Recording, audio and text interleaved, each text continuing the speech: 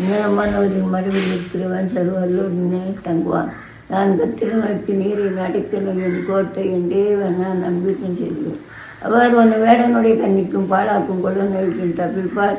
அவர் தம் சிறைகளால் உன்னை நெறியார் சொட்டைகளில் அடைக்கலம் போவார். சத்தியம் உனக்கு பச்சையும் கேடாகுமாகும். இரவில் உண்டாக்கும் பயங்கரத்துக்கும் பகலில் பறக்கும் அம்புக்கும் இருளில் நடமாடும் கொள்ள நோய்க்கும் மத்தியானத்தில் பாழாகும் சங்காது நீ பயப்படாதிருப்பாய்.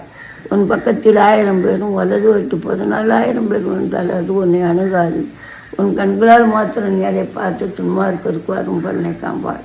எனக்கு அடைக்கலமாக இருக்க உன்னதமான கர்த்தர் உனக்கு தாபாரமாக்கி கொண்டாய். ஆகையால் பொல்லாப்பு உனக்கு நேரிடாது. வாரை உன் கூடாரத்தை அணுகாது.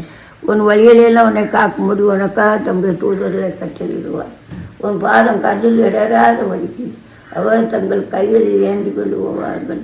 சிங்கத்தின் மேல் விரியும் பாம்பு மேல் நீ நடந்து பால சிங்கத்தையும் வருஷத்தையும் வைத்துக் கொள்வாய். என்னிடத்தில் வாங்கியா இருக்கக்கூடியால் அவனை விடுவிப்பேன். என் நாமத்தை அவன் அறிந்திருக்கக்கூடியால் அவனை உயர்ந்த அடைக்கலத்தில் வைப்பேன். என்னை நோய் கூப்பிடுவான். அவனுக்கு மறு உத்தரவு அளித்தது. ஆபத்தில் நானே அவனோடு இருந்து அவனை தப்பிவிட்டு அவனை கனப்படுத்துவேன். நீடித்த நாட்களாக திருப்பி தாய்க்குவனை ரட்சிப்பாக்குவேன்.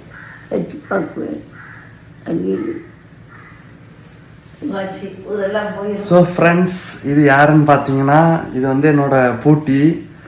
அதாவது எங்கள் அம்மாவோட அம்மா வயசு வந்து 94 ஆகுது. அவங்க எந்த வயசுலேயும் என்ன பண்ணுறாங்கன்னு பார்த்தீங்கன்னா பைபிள் இல்லாமல் எல்லா வசனத்தையும் மனப்பாடமாக சொல்கிறாங்க.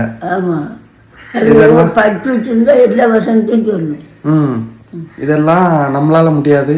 கண்டிப்பாக ஏசப்பாவோட கிருபை தான். இவங்க வந்து 100 வயசுக்கு வாழணும் அப்படின்னு நான் ஆசைப்படுறேன். கர்த்தர் தாமே ஆசீர்வதிப்பாராக இந்த பூட்டியை.